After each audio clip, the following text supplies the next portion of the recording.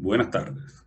A nombre de Laboratorios Megalac y a través de su línea de productos Clima, le damos la bienvenida a nuestro webinar de hoy, Alimentación saludable antes, durante y después del COVID-19, con la participación de la doctora Cristina de la Portilla, médico internista y nutrólogo, radicada en la ciudad de Valencia, Estado Carabobo, acompañado a dos conversatorios con la doctora Antonieta Rosales, que es médico cirujano y especialista en nutrición clínica, y la doctora Nela de la Salle, médico nutrólogo.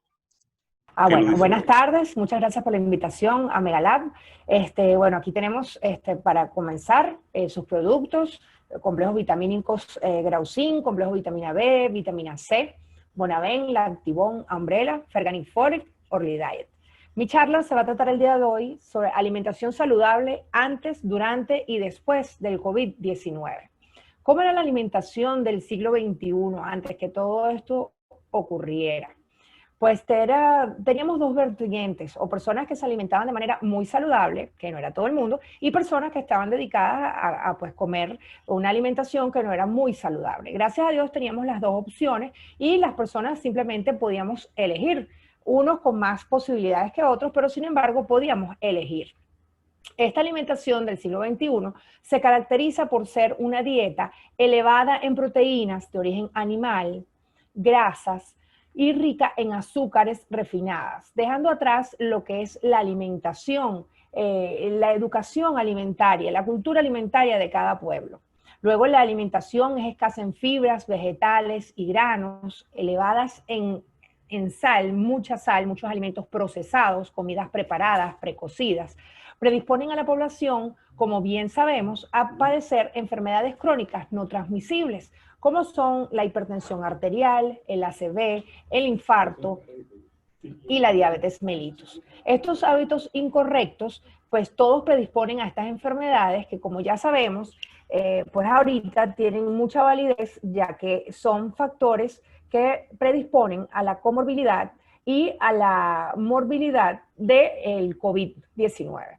La disminución de la lactancia materna en los niños, la deficiencia de micronutrientes, las múltiples dietas que la gente está utilizando ahorita, dietas que no tienen mucho fundamento científico o todavía no tienen fundamento científico establecido y que son dadas por personas que no son médicos, nutrólogos, ni personal médico o personal que esté debidamente preparado en nutrición. Y la malnutrición por exceso y por déficit.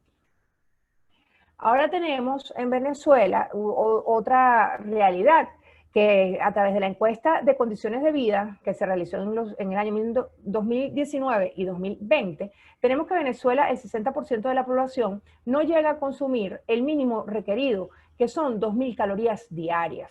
Ningún estrato consume al menos que son 51 gramos al día, y el promedio de esta población es de 18 gramos al día. Tenemos la peor relación peso-edad y talla-edad en niños menores de 5 años en Sudamérica, y Venezuela es el país con más desigualdad en Latinoamérica, y 1 de 4 hogares cursa con inseguridad alimentaria. Todo esto es antes de que nos afectara lo que estamos ahorita en estos momentos atravesando. ¿Qué es la doble carga de desnutrición y obesidad? La doble carga de desnutrición y obesidad es algo que está muy presente en la mayoría de los pacientes países latinoamericanos y algunos del continente asiático, y son poblaciones que sufren tanto de desnutrición como de sobrepeso. Y antes tienen el común de la mala alimentación. Es fundamental la educación nutricional, y eso es lo que tratamos de hacer a través de todas las charlas y talleres. Pues tenemos que ahorita, habíamos olvidado que hace apenas 2 años se cumplen 100 años de la muy poco conocida, ahora sí conocida, gripe española, que fue la última pandemia que afectó al mundo. Y aquí tenemos un autorretrato de Munch, Caloría Nacional de Oslo. Y yo lo quería traer a colación porque es la única medida que tiene vigencia 102 años después, que es el aislamiento. Y el aislamiento tiene muchísimo, pero muchísimo que ver con todo lo que es el área nutricional, porque las personas se ven afectadas no solamente desde el punto de vista de salud física, sino desde el punto de vista de salud mental. Las personas que se encuentran aisladas, pues tienen que modificar su estilo de vida, su manera de alimentarse, adquieren a veces hábitos tabáquicos o alcohólicos o lo exacerban si ya los tenían, y entonces son personas que se van a ver muy modificadas con los últimos cambios que estamos atravesando ahorita. Ya para ver, en el siglo XXI también teníamos varias epidemias, el SARS, la gripe aviar, la pandemia gripal, el ébola, el virus del Zika, y bueno, se repitió el SARS y ahorita que tenemos el nuevo coronavirus o SARS-CoV-2. Y llegó el momento, en Venezuela un poco más tarde que en el resto del mundo, fue a partir del 19 de marzo, que nuestro mundo paró todo lo que nosotros conocíamos como normal. Nuestra normalidad se modificó y pues vale la pena recalcar que ahorita tenemos pues las tres premisas que son el aislamiento social, el distanciamiento, más de 2 metros, el lavado de las manos y el uso correcto del tapaboca. Y no debemos de dejar de repetir que esto es lo más importante. Entonces, la nutrición en época de pandemia, la Organización de las Naciones Unidas y a través de la FAO, ellos han hecho algunos consensos y, sin embargo, lo que vemos es que es repetir y repetir lo que nos hemos cansado de decir los nutrólogos a través del tiempo. Uno es que se evidencia que a través de la nutrición podemos fortalecer el sistema inmunológico. La mayoría está de acuerdo en adquirir estos nutrientes de frutas y legumbres, hasta un 70%. Se aconsejan planificar las compras y minimizar las idas al mercado, así disminuir el contacto con personas y con lugares cerrados. Ellos recomiendan no tirar las sobras y comprar alimentos que se mantengan frescos durante más tiempo, como por ejemplo serían los huevos, algunos panes, los granos, para tener una despensa que nos mantenga como por mínimo 10 o 15 días y no tener que estar saliendo tan frecuentemente. Frutas y vegetales de las temporadas para evitar más gastos económicos. El tomar mucha agua, se recomiendan de 8 a 12 vasos de agua. Estoy hablando de recomendaciones nutricionales para la población general y luego hablaremos acerca de los pacientes que estén enfermos. También vamos a tocar un tópico que lo va a mencionar la doctora Antonieta Rosales sobre lo que sería la nutrición en los médicos, que es súper importante que sepan qué medidas deben de reforzar durante estos días. Y también algo acerca de cómo se debe rendir el presupuesto, porque tenemos momentos de que, por eso es que nos conseguimos en una crisis, bueno, todavía no estamos en crisis, pero bueno, Venezuela es un país particular en cuanto a la parte de nutrición, que se debe de tratar de rendir el presupuesto. Y entonces aquí es la importancia de la educación alimentaria y de nosotros como médicos, cómo enseñar a las personas a alimentarse sanamente. Y también incentivan la parte de cocinar en familia, pero ya eso sería como para mejorar la parte psicológica de toda la familia que se ve afectada. Las recomendaciones de el grupo de expertos latinoamericanos, ellos recomiendan la suplementación con vitaminas A, C, D, zinc, hierro y folatos y algunos micronutrientes en contextos de desnutrición de personas vulnerables, como lo son mujeres embarazadas, lactantes, niños y niñas menores de 5 años, adultos mayores. En eso se basan las recomendaciones que han hecho este grupo de especialistas latinoamericanos para así poder disminuir el potencial impacto social que tendrá el COVID, sin duda. Las recomendaciones después de la lactancia materna es súper importante y ellos hacen énfasis que la lactancia materna se debe de seguir con medidas de higiene. el suministro de micronutrientes que se debe hacer, como ya bien saben todos los pediatras, de los 6 a los 5 años, con sus recomendaciones habituales, y los micronutrientes en las mujeres embarazadas y en algunos adultos mayores que no lleguen a los requerimientos. Es importante que estas recomendaciones de micronutrientes deben de provenir la mayoría de la dieta. Aquí es cuando viene que los médicos debemos de individualizar los casos de todos los pacientes, porque no todo el mundo debe ser suplementado. La suplementación es individualizada para pacientes que uno como médico piense o llegue a la conclusión de que no llegan a los requerimientos diarios. Por supuesto, si es un paciente que ya tiene COVID, pues ya tenemos las recomendaciones especiales para lo que es la vitamina C, la vitamina D y el zinc. Sin embargo, todas estas recomendaciones se están estudiando, no hay nada a 100% seguro, pero sobre la marcha, me imagino que ya a final de este año sí se tendrá algo más conciso sobre las cantidades que se deben de dar de estos micronutrientes. Entonces, aquí tenemos en este mismo, ¿cómo se llama?, trabajo de este estudio latinoamericano, la evidencia científica sobre suplementación con vitamina A en COVID. ¿Ok? La vitamina A es una fuente, fuente alimentaria, pues se encuentra en lácteos, aceite, pescado, huevo, hígado, fuentes de betacarotenos, frutas, vegetales y hortalizas y amarillos. Como estamos viendo, se encuentran en algunos productos animales y que, como bien sabemos, pues son bastante difíciles de conseguir en nuestra canasta alimentaria por el presupuesto. Sin embargo, para la vitamina A no hay evidencia sobre la efectividad de la vitamina A en altas dosis para el tratamiento del COVID o para la reducción de la gravedad en la enfermedad específica en ninguno de los grupos vulnerables. ¿Ok?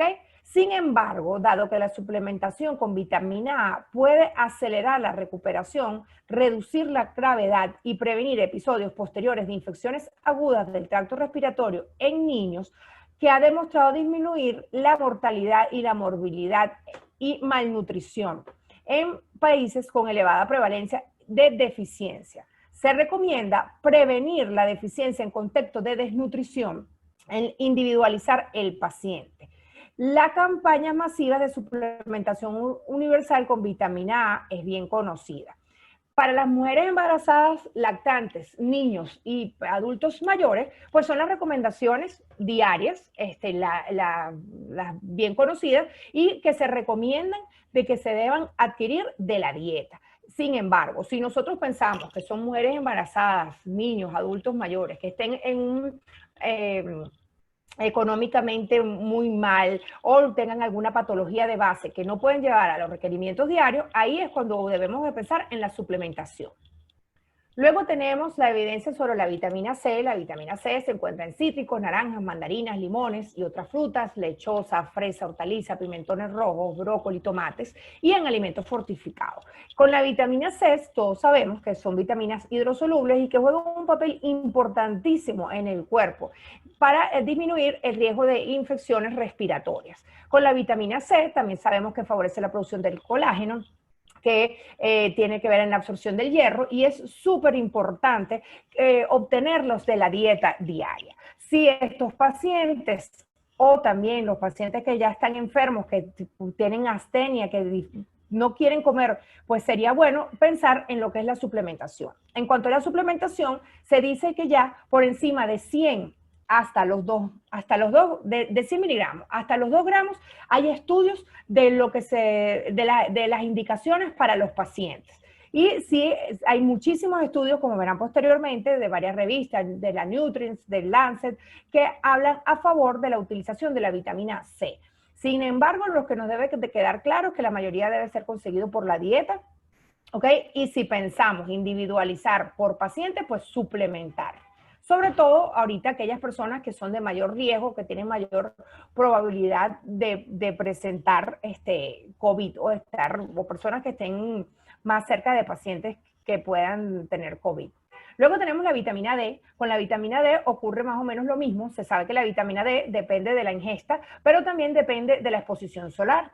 Entonces aquí tenemos que se ha visto a través de múltiples estudios también que se ha realizado en aquellos países donde hay diferentes latitudes, donde hay menos sol, que esos pacientes tienen déficit de vitamina D. Entonces se pudo observar que en aquellos pacientes que tenían déficit establecido de vitamina D, la administración de vitamina D de 400 a 2000 miligramos, unidades internacionales, perdón, se suplementaban estos pacientes y ellos salían, se recuperaban más rápidamente del COVID. ¿Ok? De esto hay todavía estudios, no han sacado como un consenso específico, pero sí se recomienda. Y hay que tener mucha precaución en pacientes que sufran de insuficiencia renal, de insuficiencia hepática y de litiasis renal para la suplementación de vitamina D. También es importante, en vista de que una de las medidas principales aquí es el aislamiento y no todo el mundo tiene un patio en su casa, es importante que se les recomiende a los pacientes la toma de sol de entre 15 y 30 minutos diarios y tratar de hacerlo en camisa manga corta, en short o que tenga mayor superficie corporal expuesta al sol, para así evitar la disminución de los niveles de vitamina D. El zinc se encuentra en las carnes rojas, pescados, mariscos y cereales fortificados. El zinc es muy importante, un cofactor de múltiples,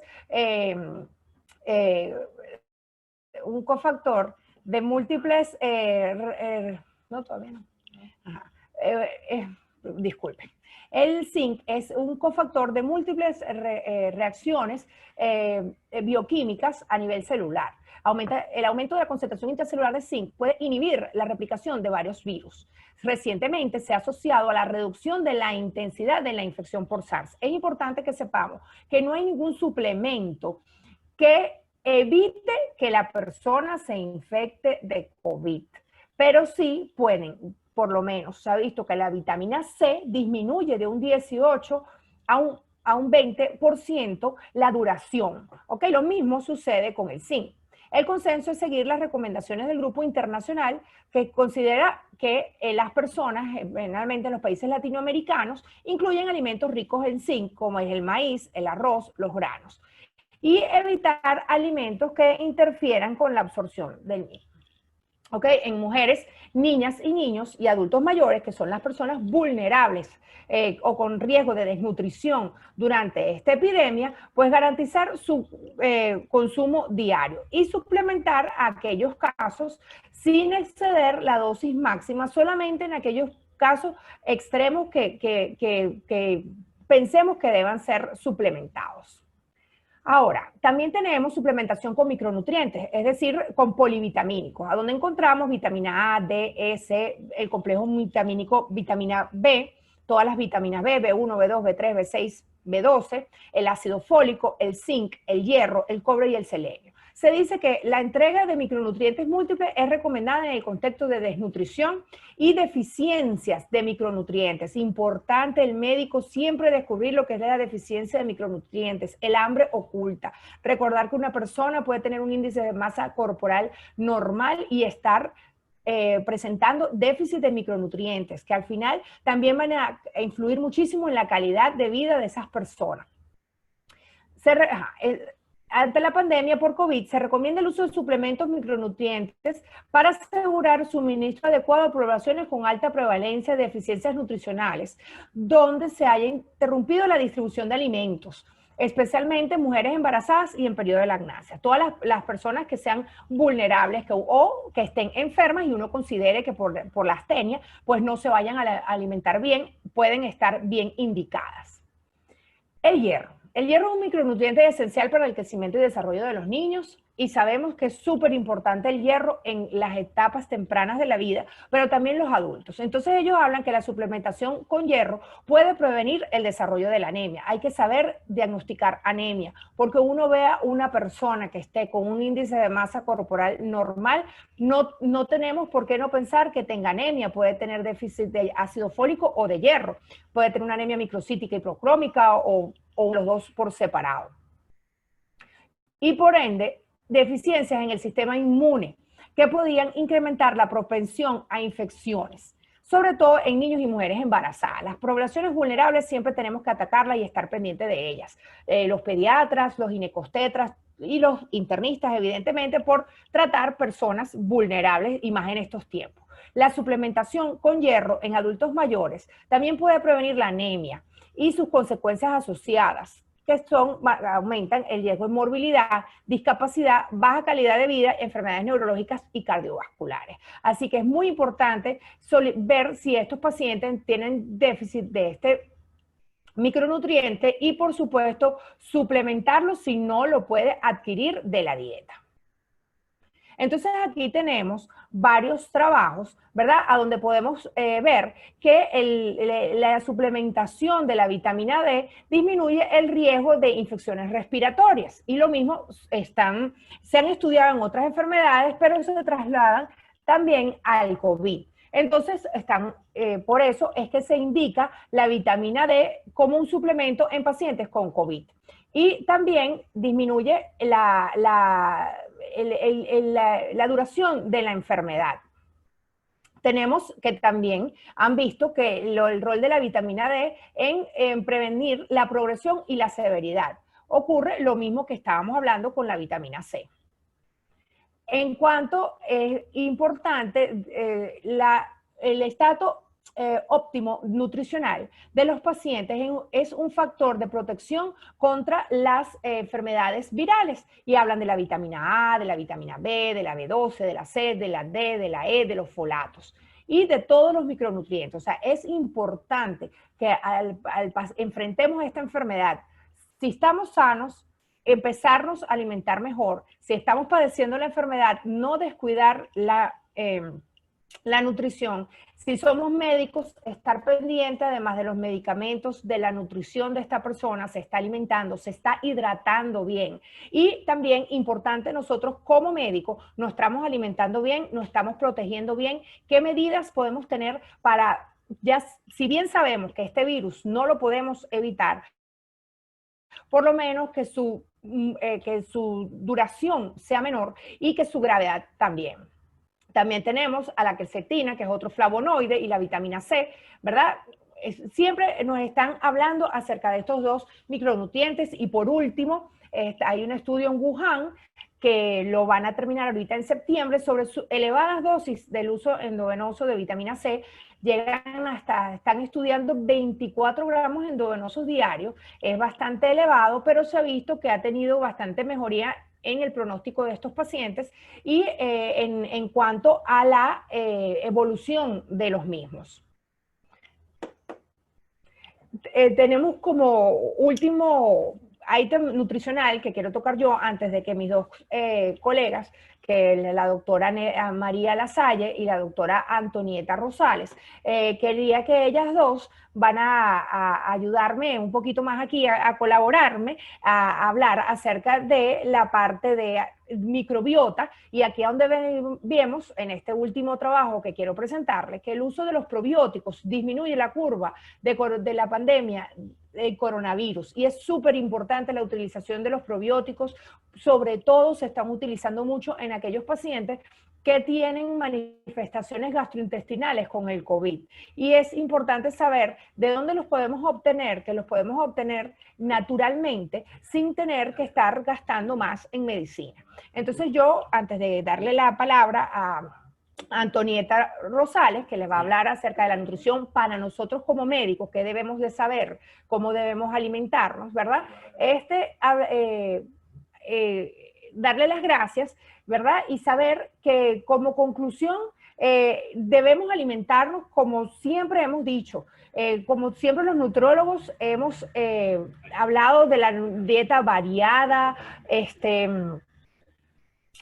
dieta bien balanceada con proteínas, carbohidratos y grasas, adecuada a la edad, al sexo y a todas las condiciones individualizadas por paciente.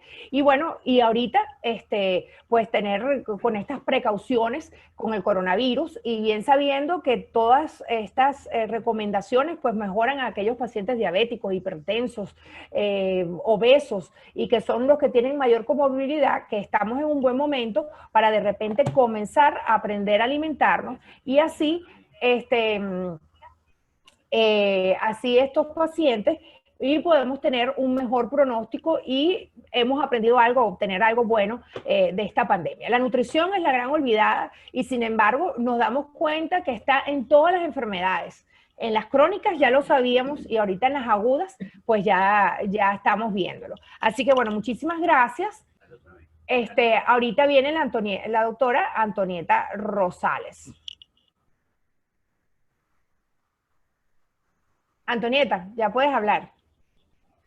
Hola, buenas tardes. Encantada de estar aquí. Gracias por la invitación de Megalab, por este tipo de iniciativa que es tan importante a nivel de información, de mantener siempre una información con aval académico y bueno, encantada de participar. Después de la participación, por supuesto, de la excelente charla de la doctora Cristina de la Portilla, sencillamente quiero dar unos tips que son importantes en el momento de que nosotros como médicos estamos afrontando esta situación actual de el trabajar en el medio hospitalario o en el medio privado ante un paciente contaminado, contagiado por el COVID-19. Y nosotros entonces de alguna manera debemos tratar de mantener nuestro organismo de la mejor forma a través de ciertas normas, bueno, primero de los equipos necesarios para hacer la evaluación de estos pacientes, ya sea nuestras máscaras N95, nuestros trajes especiales, y esto nos trae a colación el primer punto que voy a tocar, que es la hidratación. Por supuesto, nosotros contando con este traje, podemos estar en ciertas temperaturas muy calurosas, pasar mucho tiempo con el traje, porque evidentemente no podemos quitarlo y ponerlo con frecuencia, sino que eso sí tiene que seguir un protocolo muy específico para hacerlo, y la hidratación es un punto súper importante, ya que la hidratación nos hace mantener nuestra función cognitiva de manera adecuada y normalmente en nutrición o en cualquier tipo de hidratación hablamos de 35 cc por kilogramo de peso o una variable entre 2 a 3 litros por día de líquido, y en este caso se han visto a través de los trabajos de médicos o personal de salud atendiendo esta pandemia que la hidratación ha subido hasta 6 litros de líquido al día. Entonces, el primer punto que quiero tocar es que debemos mantener la adecuada hidratación durante todo nuestro trabajo.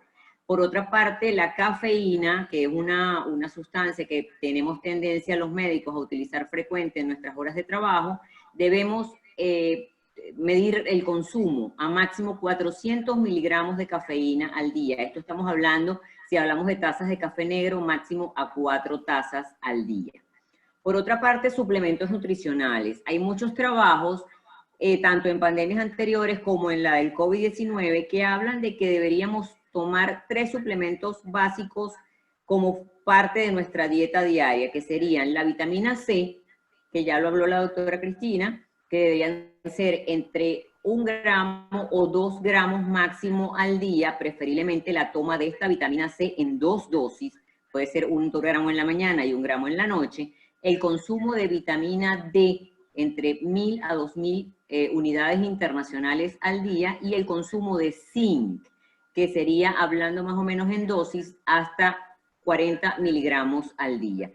Esto tiene base en trabajos que hemos revisado. Ahora, los otros tipos de suplementos nutricionales, como el resto de vitaminas y minerales, flavonoides, omega 3, etcétera, no tienen una indicación precisa o avalada de que debamos consumirlos todos los días, a menos que sea, por supuesto, consumido con la dieta diaria. Para eso tenemos entonces, por supuesto, la normativa que todos conocemos, que son 5 raciones entre vegetales y frutas al día que debemos mantener para tratar de cubrir esta cantidad de micronutrientes tan necesarios para que nuestro sistema inmunológico funcione de manera adecuada. Por supuesto, las proteínas, carbohidratos y grasas como macronutrientes, las proteínas preferiblemente de alto valor biológico para que cumplan todas sus funciones de restauración y regeneración, y aparte la función de la producción de inmunoglobulinas tan importante para nuestra protección. Los carbohidratos como fuente de energía, principalmente, y como fuente de glucosa para nuestro cerebro, que es su principal fuente de energía, y las grasas saludables, sobre todo grasas contando como los omega 3, que son alimentos antiinflamatorios y que se ha visto que mejoran muchísimo la parte respiratoria de la infección por COVID-19. Entonces, los macronutrientes son básicos, las proteínas, los carbohidratos y grasas. Por otra parte, quería acotar que es importante que hay mucha información sobre los alimentos alcalinos, pronosticando que el consumo de alimentos alcalinos mejora o evita la infección por el COVID-19 cuando esto es totalmente falso. Sencillamente hay unos alimentos que tienen un pH un poco más alto, pero nuestro cuerpo, a través de nuestra homeostasis, hace que el pH se mantenga dentro de rangos normales. Entonces esta información que rueda a través de redes o a través de mensajes de que debemos comer alimentos alcalinos para prevenir, para evitar o para mejorar los síntomas, realmente no es así. Por supuesto, los alimentos, como todos los alimentos alcalinos, que son frutas, vegetales, que está el mango, la naranja, el aguacate, por supuesto que son excelentes fuentes, por ejemplo, el aguacate de grasas saludables, pero no comerlos o no consumirlos o no indicarlos como alimentos que previenen la infección por COVID-19. Por otra parte, también en la parte de nosotros como médicos, debemos mejorar muchísimo y tratar de controlar el estrés. Por supuesto, el estar en una pandemia atendiendo pacientes infectados, contagiados, podemos tener una mayor cantidad de estrés ante esta situación, sobre todo porque estamos tan expuestos a contagiarnos, y el estrés de pensar que podemos contagiar a nuestras familias también hace que nos estemos descontrolados, inclusive sintiendo emociones tipo depresión, y esto nos ayuda a que la microbiota intestinal, que aumenta cuando tenemos situaciones de estrés aumentadas, pueda trabajar de manera inadecuada, y por lo tanto esto nos ayuda a que nuestro sistema inmunológico no funcione de manera adecuada. Y por último punto, la higiene alimentaria. La higiene alimentaria, los alimentos debemos mantenerlos refrigerados, los que necesiten refrigeración, al comprarlos, al llevarlos a la casa, hacerles una adecuada limpieza, mantenerlos en refrigeración los que necesiten refrigeración, y si estamos en el sitio de trabajo, por supuesto, mantenerlos en la mejor higiene posible para evitar entonces que se contaminen y que nos produzcan alguna alteración intestinal. Esto por lo menos son parámetros básicos que debemos mantener. Por supuesto, las fuentes alimentarias, frutas, vegetales, macronutrientes como proteínas, grasas y carbohidratos, que son básicos, y aprender a manejar un poquito el estrés. Debemos tomar descansos durante los turnos de trabajo y debemos tratar de dormir de manera adecuada durante la noche en la medida que sea posible para que nuestra microbiota intestinal, de la cual va a hablar la doctora Lasalle, nos pueda mantener trabajando de manera adecuada nuestro sistema inmunológico. Excelente la participación de la doctora Antonieta Rosales. Ahora le toca el turno a la doctora María Lasalle. Bienvenida, doctora. Hola, un placer saludarles. Soy la doctora María Lasalle, médico venezolano, trabajo en nutrición clínica hace 18 años y es un placer conversar brevemente acerca de la importancia de la microbiota intestinal en el término de la alimentación antes, durante y después de la infección por COVID-19.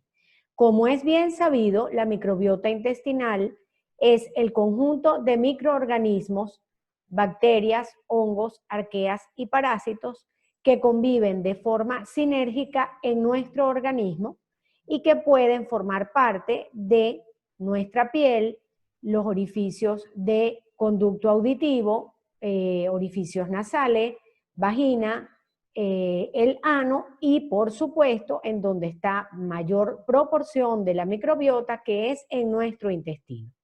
Es bien sabido que la mayor concentración de microbiota intestinal se encuentra en el intestino grueso, aun cuando hay algunas cepas presentes en el intestino delgado.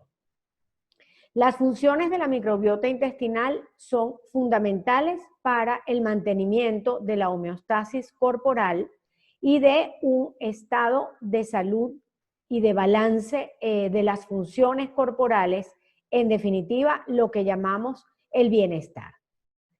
Entre las funciones fundamentales de la microbiota intestinal podemos mencionar la función de barrera, la función de metabolismo de los xenobióticos, que pueden ser los compuestos tóxicos o los metabolitos tóxicos de los alimentos que ingerimos, y también, por supuesto, la función de producción de factores inmunomoduladores, de metabolitos fundamentales en nuestras funciones corporales y, por supuesto, de inmunomodulación o de establecimiento de un sistema inmune bien competente, ¿ok? Entonces, tomando en cuenta que la absorción de nutrientes depende de una adecuada microbiota intestinal, que el balance energético y metabólico también, que la secreción de algunos neurotransmisores también lo es importante considerarla como un aspecto fundamental para tener en cuenta en la adecuada inmunomodulación ante una infección de COVID-19. ¿Qué quiere decir esto? Que nuestra alimentación cotidiana debe incluir alimentos prebióticos, es decir, alimentos que favorezcan el fortalecimiento, la alimentación de nuestra microbiota saludable, y alimentos probióticos que incluyen cepas que vendrían a aumentar el número, a aumentar la variedad de la microbiota intestinal. Se conoce que una microbiota intestinal variada, exuberante, diversificada y que se alimenta con una nutrición que tiene ingesta rotativa de fuentes de nutrientes, es definitivamente aquella que favorece sus funciones. Entonces, los alimentos probióticos que deberíamos ingerir en nuestra cotidianidad pasarían por los fermentados, los cuales podemos comenzar por nombrar el yogur natural con cepas probióticas, no los postres lácteos, sino el yogur natural, que lo podemos hacer en casa, y que tiene mucha menos cantidad de lactosa que otros alimentos lácteos, por lo que los intolerantes a la lactosa eventualmente podrían consumirlo dependiendo de su propia susceptibilidad. También los alimentos fermentados, como el repollo fermentado o chucrut, que también se puede preparar en casa, y las conservas de vegetales, que es una forma de alimentación sostenible, de rendir algunas compras de vegetales de temporada y que al ser preparados en casa nos garantizan que no van a incluir conservantes ni otros tóxicos o químicos que pudieran servir como xenobióticos que ya hemos mencionado previamente. Quiere decir entonces que dentro de un patrón de alimentación antiinflamatoria que prevenga el estado conocido como inflamación sostenida de bajo grado, que es la consecuencia, por ejemplo, de una alimentación basada en muchas calorías, poca densidad de nutrientes y muchos alimentos procesados con conservantes, con colorantes o ultraprocesados, ¿ok? La manera de evitar este estado y ante el cual una probable infección por COVID tendría un efecto mucho mayor de una evolución tórpida, ¿ok? Porque si estamos trabajando en una base fisiopatológica de una inflamación de bajo grado y hacemos una infección por COVID que supone una inflamación también, pero de forma aguda, con liberación de tormenta de citoquinas, entonces al nosotros tener una ingesta de alimentación antiinflamatoria rica en ácidos grasos omega 3, fuentes de vitamina D, de vitamina C, de minerales como zinc, selenio y magnesio, por ejemplo las legumbres o los granos, de fibra soluble e insoluble. De esta forma la modulación y el establecimiento de una microbiota variada y saludable podría tener un efecto protector o al menos modulador de una respuesta inmune más coherente, más competente ante una probable infección por COVID.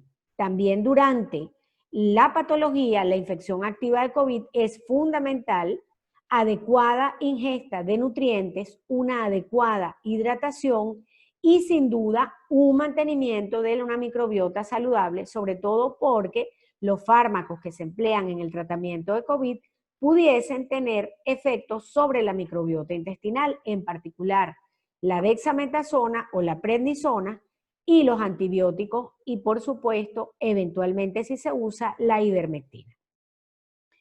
Asimismo, en el periodo post-infección de COVID, una adecuada recuperación nutricional basada en una alimentación variada, balanceada, que incluya al menos 2 o 3 alimentos antiinflamatorios, que incluya diariamente 5 raciones de frutas y vegetales y que incluya una adecuada fuente de prebióticos y probióticos es fundamental.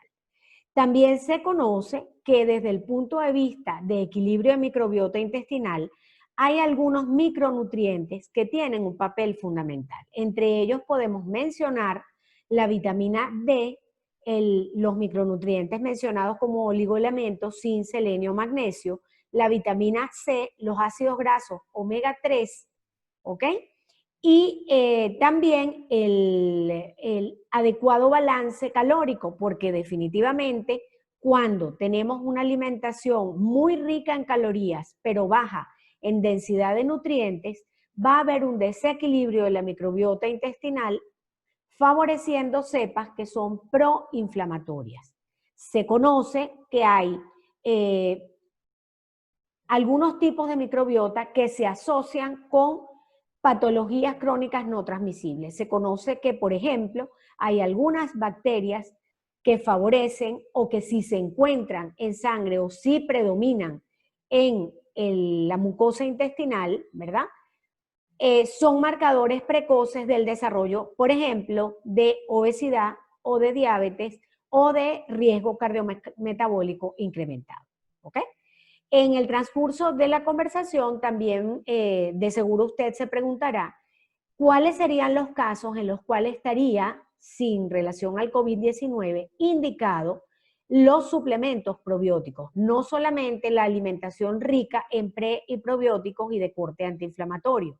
Por ejemplo, en el área pediátrica, los niños que tienen susceptibilidad a hiperreactividad bronquial, los que tienen algún tipo de sensibilidad alimentaria o, por ejemplo, los que reciben algún tipo de medicación de forma crónica, por ejemplo, esteroides, antibióticos de forma repetida, aquellos que tienen algún trastorno, por ejemplo, de la permeabilidad intestinal o aquellos niñitos que con recurrencia presentan cuadros gripales, cuadros bronquíticos o de infección de las vías urinarias.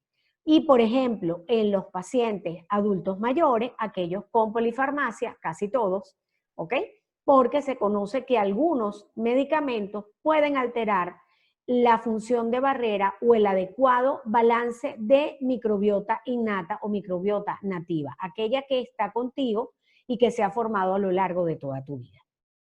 Quiere decir que los dos extremos de la vida son edades muy susceptibles y que probablemente en algunos momentos puedan requerir adicionalmente de suplementación con probióticos. Los probióticos tienen diferentes cuantificaciones de unidades formadoras de colonia. Lo que he aprendido en mi consulta es que más que suplementar con grandes cantidades de unidades formadoras de colonia, lo más importante es cantidades estables, pero con regularidad. Lo ideal es entre 5 y 10 millones de unidades formadoras de colonia y, por supuesto, primero trabajar en el caso de que haya alguna alteración de la permeabilidad intestinal antes de indicar los probióticos como suplementación. En resumen, en relación a la infección por COVID, un adecuado balance de la microbiota intestinal como medida de primera línea, basándonos en una alimentación variada, balanceada, con adecuado balance metabólico y de balance de energía es fundamental. Incluir alimentos poco procesados, sanos, coloridos, fuentes de fibra soluble e insoluble, de frutas y vegetales de estación, de aminoácidos provenientes de proteínas de alto valor biológico, en particular fuentes de ácidos grasos omega 3 y de vitamina D, de grasas saludables que también tienen un papel inmunomodulador y estabilizador de un balance en la microbiota intestinal, como el aguacate, como el aceite de oliva, como las semillas, lino, linaza y ajonjolí son fundamentales. Y sin duda, el empleo de carbohidratos poco procesados, fuentes de almidón resistente, que se conoce que también alimentan como prebiótico la microbiota intestinal, produciendo lo que conocemos como ácidos grasos de cadena corta, por ejemplo, el butirato. Entonces, hay mucho que hablar, hay mucho que aprender, pero definitivamente apostar a un balance en la microbiota intestinal, a una variabilidad, a una cadencia, y respetando siempre, por supuesto, el ritmo circadiano, los ciclos de sueño, vigilia, hambre, saciedad, que también tienen incidencia en el equilibrio de la microbiota, podremos tener una primera línea de defensa antes, durante y después de una infección por COVID-19. Muchas gracias por su tiempo. Sigo siempre a su orden en mis redes sociales, @Nutrinela. Soy la doctora Lasalle y creo en la divulgación y en la educación nutricional como herramienta de salud integral. Un aprecio, un saludo y gracias nuevamente por su tiempo. Muchas gracias, doctora María Lasalle. A partir de este momento empezamos con la sesión de preguntas y respuestas. Pueden preguntar por el chat de la aplicación Zoom o por el chat de WhatsApp que están inscritos ustedes.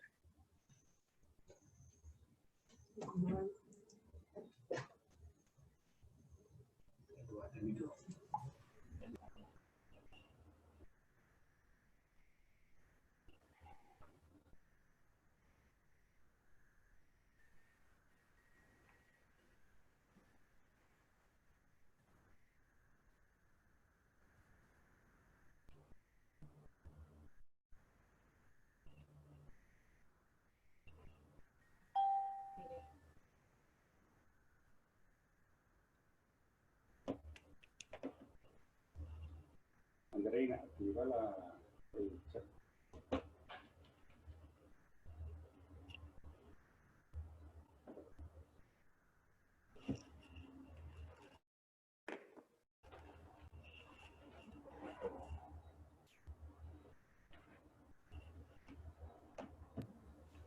Sí, la exposición se grabará y se pondrá en el canal de YouTube de Megalab. Le pasaremos la información.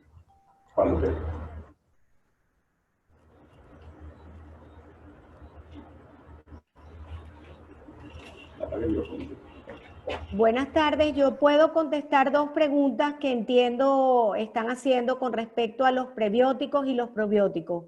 ¿Puedo participar? Sí, cómo no, doctora. Perfecto. Con respecto a la pregunta de los prebióticos, es muy importante incluir dentro de las 5 raciones de frutas y vegetales que debemos consumir diariamente, algunos en particular que se sabe que son fuentes de prebióticos, que es un tipo de fibra que llamamos muchas veces resistente a la digestión y que al ser resistente a la digestión es un sustrato para la alimentación de las bacterias y de los hongos y de los parásitos que forman parte de nuestra microbiota intestinal.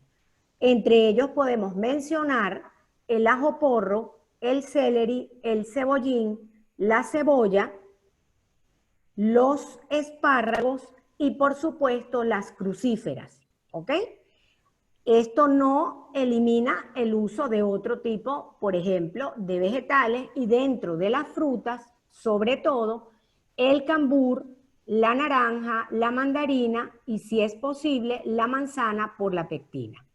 Ahora bien, también podemos incluir tubérculos y algunos cereales que cocinados un día, refrigerados y empleados al día siguiente, transforman el almidón que tienen en almidón resistente, resistente a la digestión, y que también es un alimento prebiótico. Por tanto, si usted emplea yuca, batata, auyama o arroz o pasta, los cocina al vapor o sancochado y al día siguiente, luego de tenerlos en la nevera más de 12 horas, los emplea, ese almidón que presentan esos alimentos es almidón resistente y es excelente fuente de prebióticos.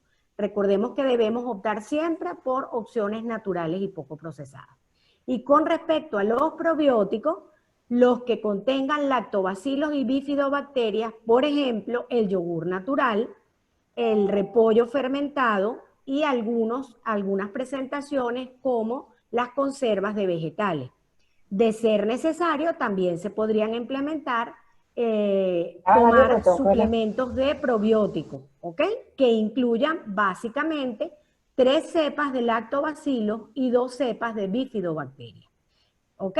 Pero es muy importante que haya el sustrato de la alimentación con prebióticos con una oferta a diario. Espero haber aclarado la duda y por aquí sigo atenta. El doctor Luis Sánchez pregunta, ¿los vegetales que se compran pueden ser contaminados por el virus? ¿Cómo se deben lavarse? Bueno, yo puedo... Ajá, bueno, en realidad, en cuanto a la parte... Ya.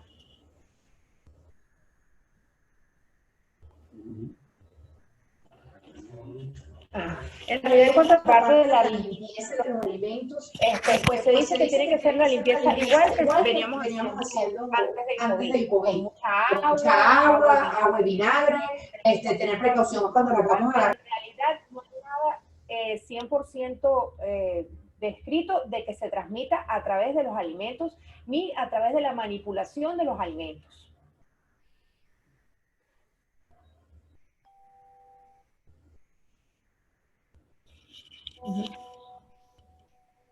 Aquí hay otra pregunta de la doctora Lilian Venegas.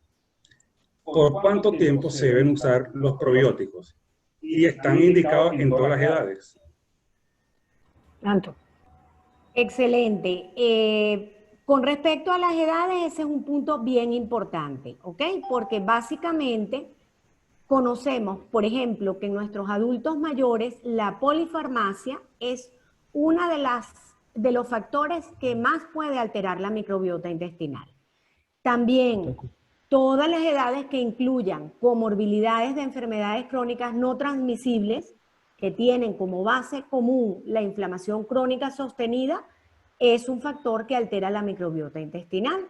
Y por supuesto, en los niñitos, ¿verdad? Por ejemplo, los niños que tengan una base atópica, los niños que toman antibióticos recurrentemente por diferentes patologías o que tengan una patología establecida, también tienen indicación de suplementación con probióticos. Ahora bien, ¿por cuánto tiempo?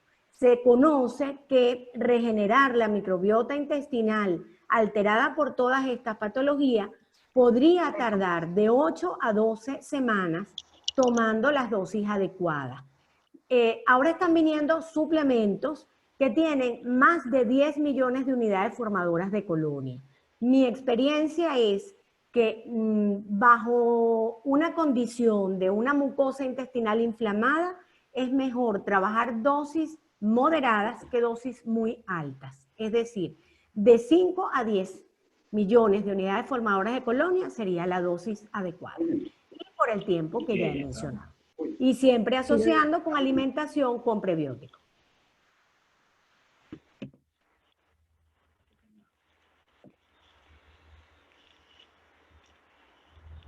Si no sigues tú las preguntas. No, aquí se salió una pregunta. Casi que terminaron la pregunta. Ajá, hablo. ¿Terminó ahora? Sí. Bueno, en cuanto a la... ¿Me están oyendo? Yo no me oigo.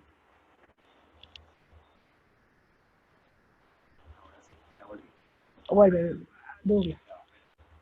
Tuvimos un problema técnico, pero ya volvimos aquí. Una pregunta de Yulimar, si no me equivoco, era ¿a qué horas se debe tomar sol para lo de la vitamina D? Bueno, aquí no vamos a polemizar con los dermatólogos, pues entre 10 y 4 de la tarde es la hora que se debe tomar sol.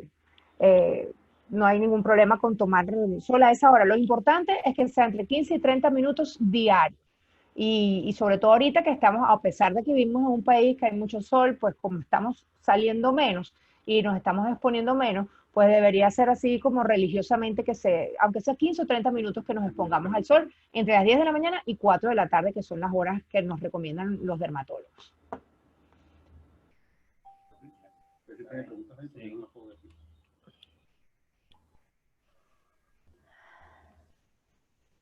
No leo otra pregunta.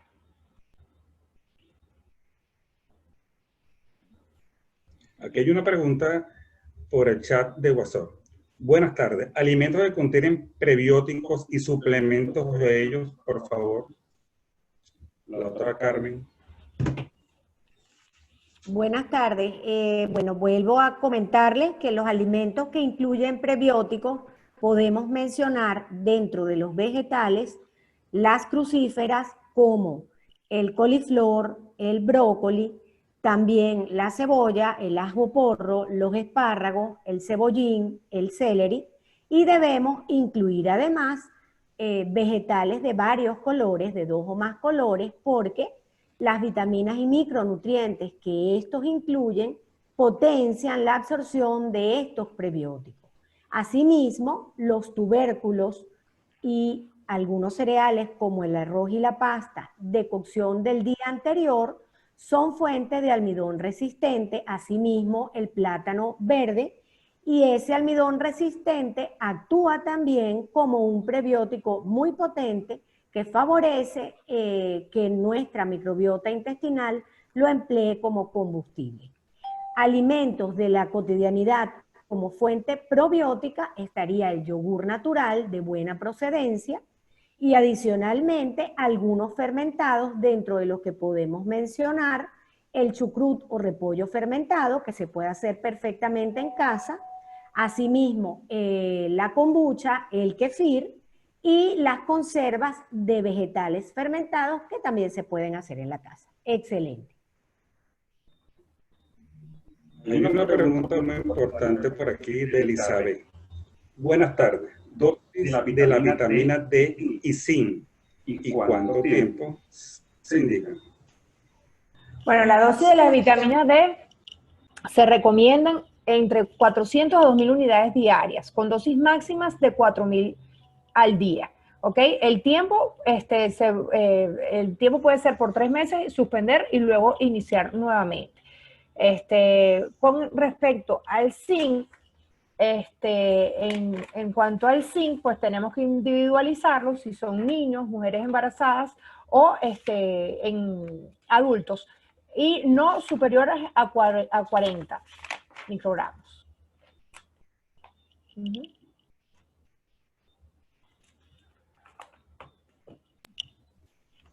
Una pregunta de Karina Rodríguez. Buenas tardes. Doctora Karina Rodríguez, pediatra.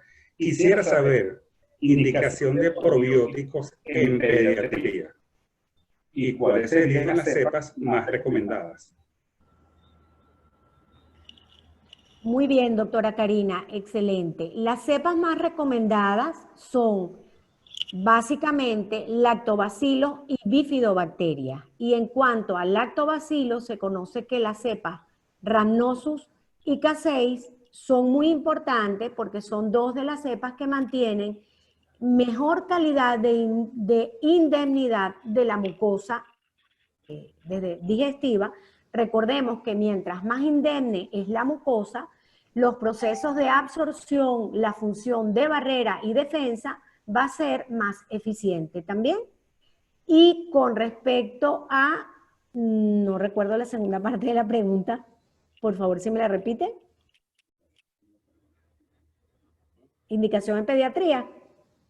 Sí. Correcto. Sí, indicación en pediatría. Perfecto. Sobre todo, los niñitos que son hiperreactivos, los niñitos que reciben múltiples tratamientos con antibioticoterapia, ya sea por infección de vías respiratorias, que es muy frecuente en determinadas edades, o de vías urinarias, porque recordemos que todos los orificios que tienen comunicación con el exterior también son mucosas que tienen microbiota.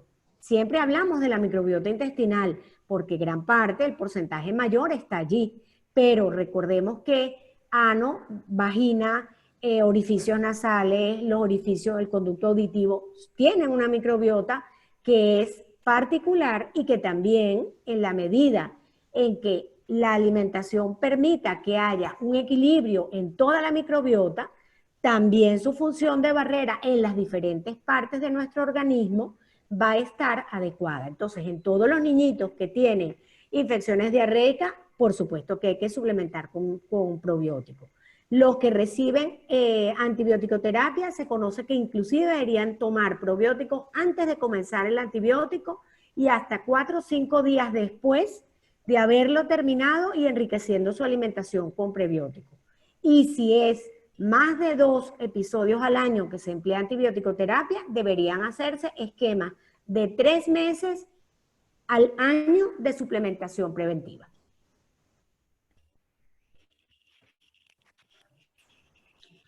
Bueno, esto ha sido todo por hoy. Gracias a la doctora Cristina La Portilla, Antonita Rosales y María La Salle por una exposición simplemente espectacular. A nombre del doctor Megalab y su línea Clinos, le desea feliz noche y muchas gracias por participar en nuestros eventos. Muchas gracias.